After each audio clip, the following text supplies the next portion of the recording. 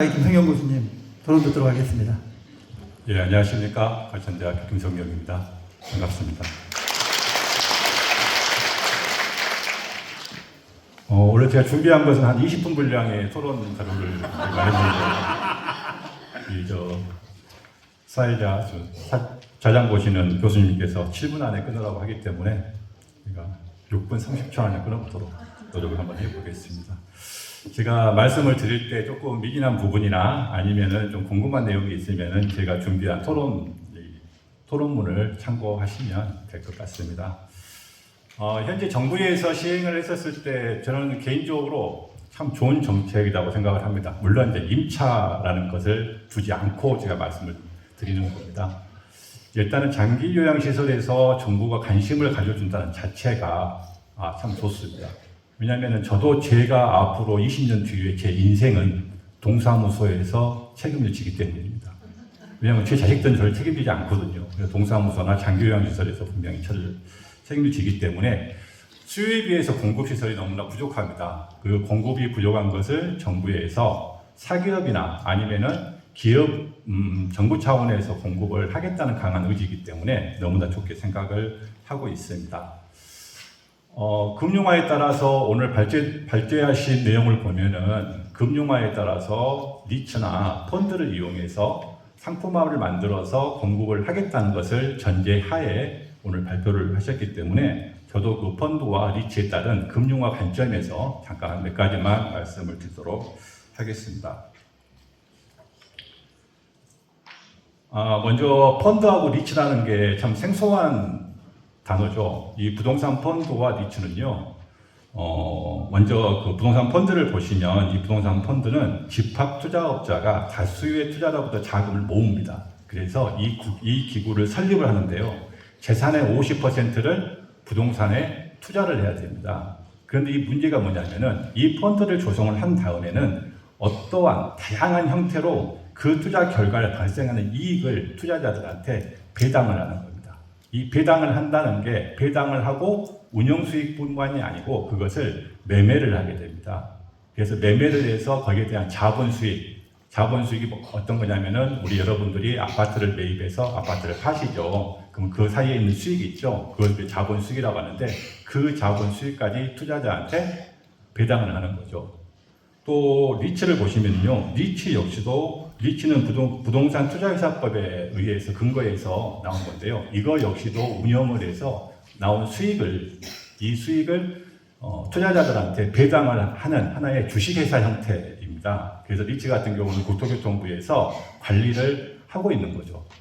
결과적으로 이 두 가지에 대한 금융화를 보면 같은 맥락의 이야기가 하나가 나옵니다. 그것은 뭐냐면은 이 리츠와 펀드를 이용해서 장기 요양시설에 계시는 입소자를 위해서 사용하는 게 아니고 이 리츠나 펀드에 투자를 하는 주주들을 위해서 이익 극대화를 시켜서 배당을 한다는 동일한 안건이 하나 생기는 거죠. 그러면 정부에서 복지의 개념으로서 장기 요양시설을 지금 공급을 하는데 거기에 대한 수혜는 누가 보는 겁니까? 그렇죠. 리츠나 펀드를 투자한 주주들이 보게 됩니다. 주식회사는요, 비영리 기업이 아닙니다. 영리단체입니다. 영리단체에서 주주들을 위해서 최대한 노력을 하지 않으면요, 그것은 배임행위입니다. 따라서 제가 한번 묻고 싶습니다. 장기 요양시설인 복지 개념에서 접근한 이 현재의 제도가 과연 거기에 대한 수혜자는 누가 보기 위해서 이 제도에 대한 임차 형태로 허용을 해줘야 되는지를 진짜 제가 한번 묻고 싶습니다. 저희도 궁금합니다.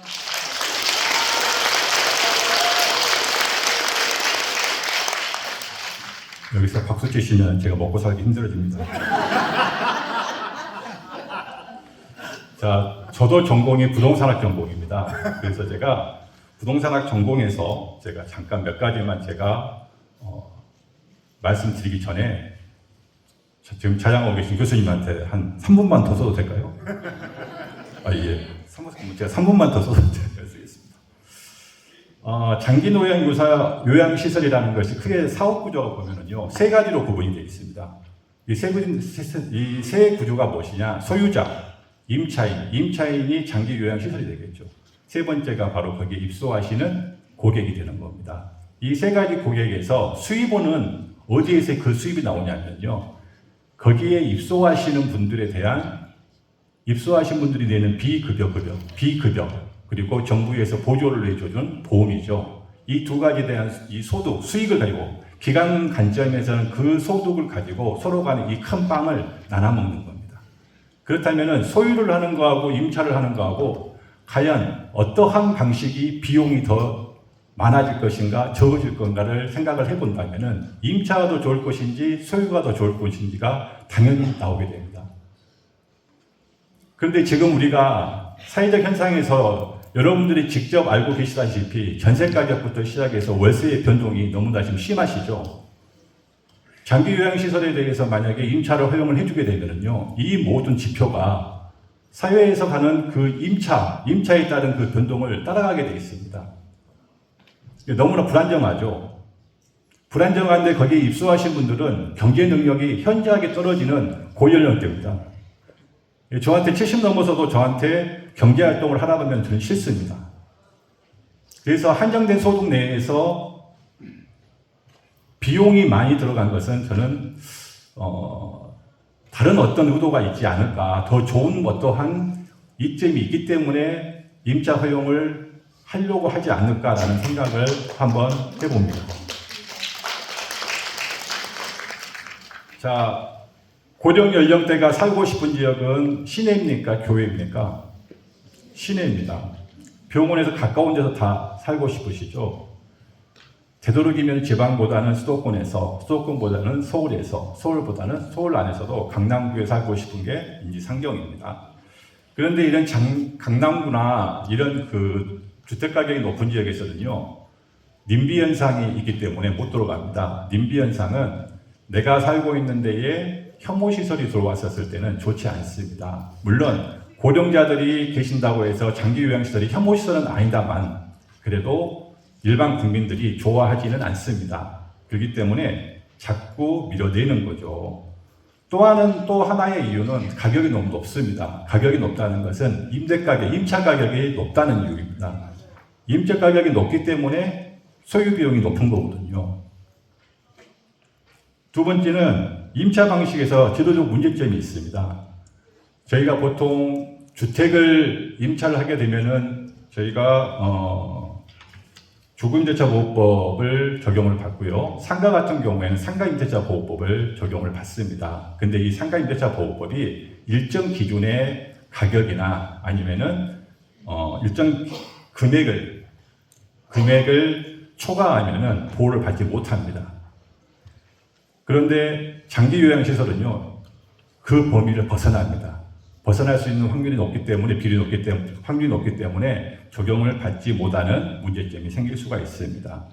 세 번째는요, 소유를 할 때는 이 시설에 대해서 원상복구에 대한 의무가 없습니다. 하지만은 임차를 하는 경우에는 제가 10년이고 15년 뒤에 여기에서 임차가 나가게 될 때는 원상복구를 해야 됩니다. 원상복구 비용이 소유에 비해서 과도하게 많이 발생이 됩니다. 이렇게 많은 비용이 발생이 됨에도 불구하고 왜 리츠나 펀드를 이용해서 이 자본가들은 투자를 하려고 할까요를 제가 곰곰이 생각을 해봤습니다. 지금 이제 고령 인구가 굉장히 증가하죠. 고령 인구가 증가하는 사회적 현상에서 정부가 일정 금액을 보조를 해주고 있는 그 장기 요양시설에 대한 사업은 위험에 비해서 안정성이 너무나 좋습니다. 그리고 이익에 대한 현금이 너무 높다는 거죠. 그렇기 때문에 금융공이나 아니면은 자본가들은 분명히 들어오려고 합니다. 따라서 간략하게 말씀을 드리면 임차 허용이 과연 최선의 방법이냐에 대해서 한번 여쭤보고 싶습니다. 그 외에도 다른 방법들이 분명히 있을 것 같습니다. 예를 들면은 정부가 직접 공공에서 직접 장기 요양시설을 운영을 하는 겁니다. 대신에 소유를 정부가 하면서 임차를 펀드나 아니면은 리츠를 통해서 주고 시설을 하게끔 들어온다면 그 사람들한테 충분하게 투자할 수 있는 환경을 조성을 해주고 입소자를 위한 정책을 편다면은 서로 간의 일거양득에 좋은 효과가 있지 않을까. 두 번째는 현재 가장 사회적으로 문제가 되는 게 빈집입니다. 이러한 빈집을 통해서 장기 요양시설화 시켜서 정부에서 관리를 하면서 금융화를 통해서 자본이 투입될 수 있는 안정된 구조를 만든다면은 좀 더 지금 임차 허용보다는 더 좋은 사업 구조가 나오지 않을까라는 생각을 조심스럽게 해봅니다. 감사합니다.